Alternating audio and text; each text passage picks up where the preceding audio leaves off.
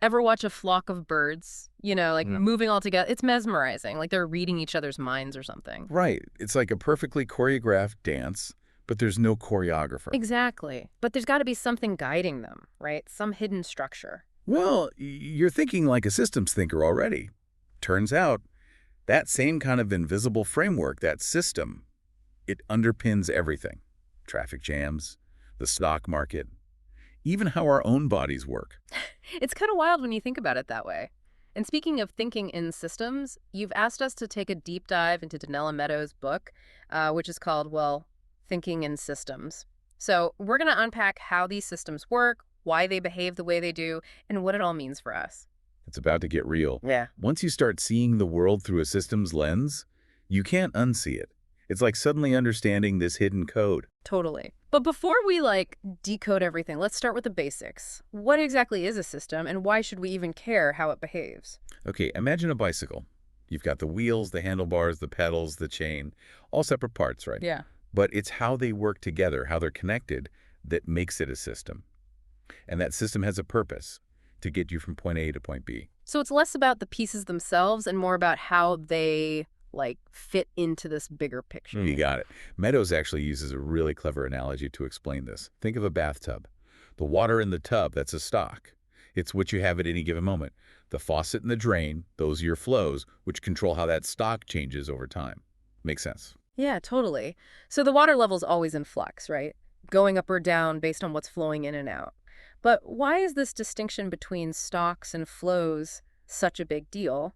Seems kind of basic. It's the foundation, because it reveals how systems actually act, and often how they trick us. You see, stocks, they tend to change slowly, like trying to turn a giant cruise ship. Flows, on the other hand, they're much faster, more agile. Okay, so if you're only fixated on the stock, on what's happening right now, you might miss those bigger trends, those underlying currents that are actually shaping the system. You're getting it. It's like that saying, you can't manage what you don't measure. But even then, you have to be measuring the right things. And to make things even more interesting, these systems aren't static. They're constantly adapting and changing because of these things called feedback loops. Feedback loops? Okay, I've definitely had that term thrown around, but honestly, it always sounded a bit, I don't know, technical. What's hmm the simplest way to understand how these loops make systems so dynamic, so unpredictable? Picture a snowball rolling down a hill. As it rolls, it picks up more and more snow, Wow. getting bigger and bigger, right? That's a reinforcing feedback loop in action. Change in one direction just amplifies itself, which can lead to rapid growth, Yeah. but also to rapid decline, like a market crash, for example. So it's like once it starts rolling, it's hard to stop, or it can even spiral out of control. Exactly. Now, on the flip side, we have balancing feedback loops. These are like the steady hand on the rudder, always trying to maintain equilibrium. Okay, so like a seesaw trying to stay level. Perfect analogy. Think of a thermostat. It kicks the heat on when it's too cold and shuts it off when it's warm enough, always aiming for that sweet spot. So if I'm getting this right, reinforcing loops are like the gas pedal and balancing loops are the brakes. That makes sense. But if systems have these built-in mechanisms to self-regulate, why do they still seem to throw us curveballs all the time? Why are they so hard to predict? That's the million-dollar question. And Meadows outlines a few key reasons why systems surprise us. Okay, I'm all ears. Lay it on me. First off, we humans, we're hardwired to see events, not the systems that create them. We focus on the what's happening, but not the why behind it. So we're stuck in the moment, blaming that one slow car for a traffic jam, when it's really the whole system, right? The volume of cars on the road at that specific time. Exactly. And our brains are wired to crave simple cause and effect relationships. We like to think if A happens, then B will follow in a straight line. But systems are rarely that straightforward. Right, right. It's not always that simple. So what else makes systems so tricky? Systems are nonlinear, meaning a small change can have a huge ripple effect. Okay, so like that butterfly effect idea, a butterfly flaps its wings in Brazil and it sets off a hurricane in Florida. I always thought that was just a cool saying. It illustrates a fundamental truth about systems. It's rarely a single isolated event that causes chaos. It's the complex interplay of factors, often over a long period of time. And here's the kicker, even if we could grasp all those factors, systems have built-in delays that mess with our perception. Delays. You mean like lag time between, say, turning a ship's wheel and the ship actually changing course? Precisely. The consequences of our actions, or even our inaction, They might not be felt for months, years, even decades. This is starting to sound a bit, I don't know, doom and gloom. Like we're at the mercy of these invisible forces. But Meadows wouldn't leave us hanging without some hope, right? There's got to be a way to at least somewhat navigate these systems or even anticipate some of these surprises. Absolutely. And that's where things get really exciting. Meadows doesn't just want us to understand how systems work. She wants us to understand how to make them work better. And a huge part of that is, well, recognizing the common traps we fall into. Traps, like system-sized bear traps, ready to snap shut on us. Okay, now you've got my attention. What kind of traps are we talking about? One classic example is the tragedy of the commons. You familiar with that one? Vaguely. It's like, if everyone takes too much, there's nothing left for anyone. Exactly. It's when a shared resource gets completely depleted because everyone's acting in their own self-interest, but ultimately it harms everyone in the long run. Think overfishing. Each fisherman thinks, a few more fish won't hurt. But multiply that by hundreds, thousands, and suddenly, well, there's no fish left for anyone. So it's like the opposite of that whole rising tide lifts all boats idea. Precisely. And then there's the fixes the fail trap, which is a big one. This one's all about our love affair with those quick fixes, those Band-Aid solutions. We see a problem, we slap on a Band-Aid solution, feel relieved for a minute, but then that Band-Aid falls off, the problem's back, and often it's even worse than before. Oof, yeah, this one hits close to home. I can think of a few temporary solutions I've tried that, well, let's just say they didn't work out as planned. So how do we break free from this cycle? How do we avoid these traps and actually start creating lasting change? Meadows argues that the key is to shift our focus from battling symptoms to understanding the underlying system itself. It's about seeing the bigger picture, the interconnectedness of it all. And one of the most powerful ways to do that is by identifying leverage points. Leverage points, meaning those spots where even a small intervention can create a huge ripple effect. Tell me more about these leverage points. Imagine a seesaw, right? A little push at the right point can lift a much heavier weight. Leverage points are like those strategic spots in a system. They're where our efforts have the most impact, where we can get the most bang for our buck, so to speak. So instead of just reacting to whatever the system throws our way, we can actually become like system designers, using those levers to nudge things in a more positive direction. Okay, that's pretty empowering. But how do we even find those points? How do we know where to focus our energy? Meadows outlines a whole hierarchy of leverage points, from the least to most impactful. At the base level, you have things like physical stocks and flows. Think, changing the number of fish in a lake or adjusting interest rates. Those can be helpful, but often they just shift the problem around rather than actually solving it. It's like rearranging the deck chairs on the Titanic, right? Right. Maybe it looks a little better, but it doesn't change the fact that the ship's still sinking. Exactly. So to create real change, we need to move up the hierarchy to those higher leverage points. Okay, so where do we find those more impactful leverage points? The ones that actually address the root causes, not just the symptoms. As we move up the hierarchy, we get to things like feedback loops. Remember our runaway snowball? Yeah, that's hard to forget. What if we could change the shape of the hill itself? Make it less steep so the snowball doesn't gain as much momentum? That's intervening at the level of feedback, and it can make a world of difference. Okay, so instead of just trying to stop the snowball, we're reshaping the system that's making it grow in the first place. What are some other high leverage spots Meadows highlights?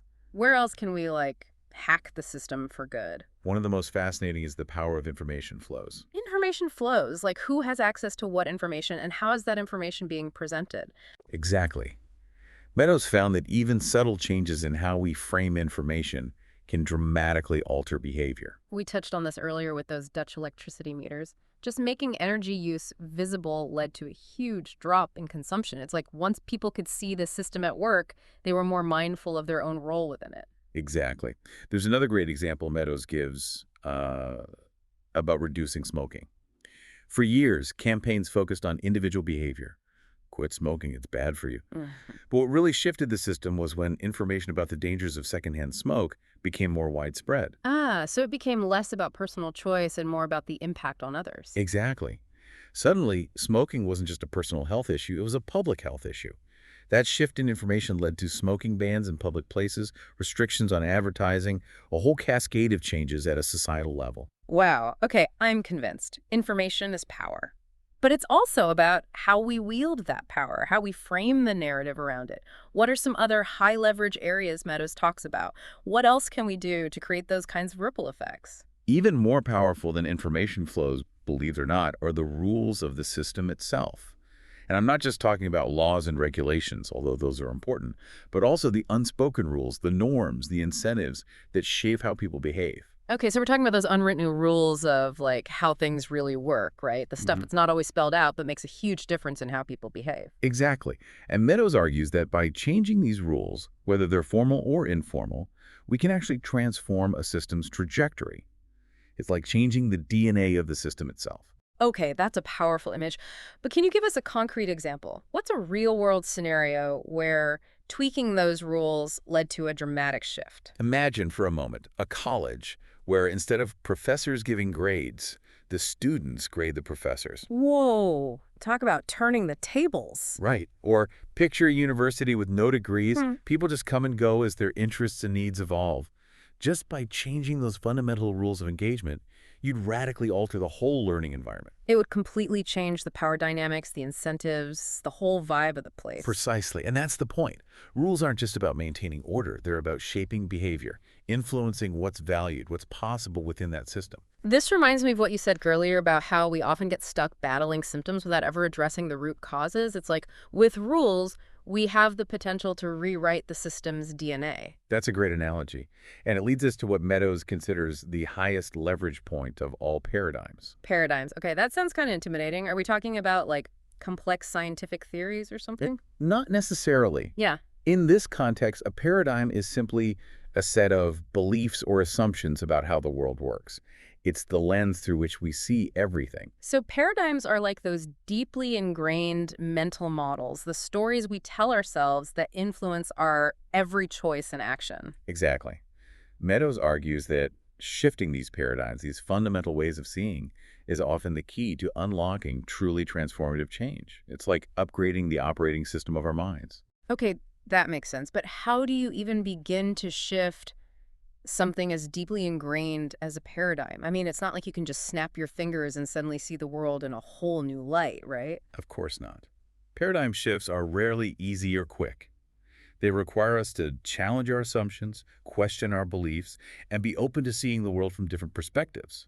And often, it's the unexpected events, the crises, that shake us out of our comfortable paradigms. It's like that saying, you can't make an omelet without breaking a few eggs. Sometimes it takes a bit of chaos to create the space for a new order to emerge. That's a great way to put it. Meadows argues that those moments of disruption, while challenging, can be incredible opportunities for growth and transformation. It's during those times that we're most open to new ideas, new ways of being. So it's about embracing those moments of uncertainty and asking ourselves, what if?